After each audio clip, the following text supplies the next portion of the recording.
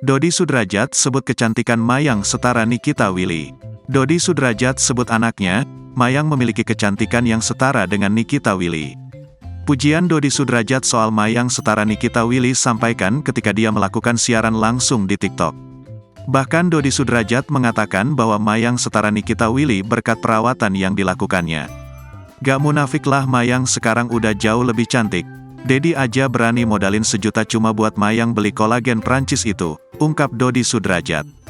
Dia menambahkan Mayang memiliki wajah yang estetik sehingga tidak mengherankan jika ada Sultan Turki yang tertarik untuk menikahinya sampai rela memberikan mahar hingga 20 unta.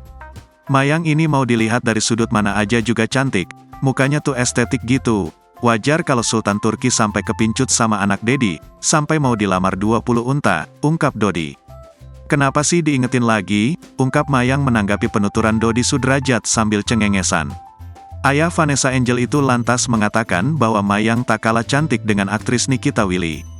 Ya saking cantiknya Mayang mau disandingin sama Nikita Willy juga gak bakalan kebanting sih. Setara, secara kan Nikita Willy dekat juga kan sama almarhum HH, Vanessa Angel.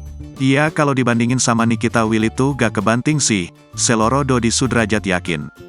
Ucapan dari Dodi Sudrajat ini kemudian menuai beragam komentar dari netizen.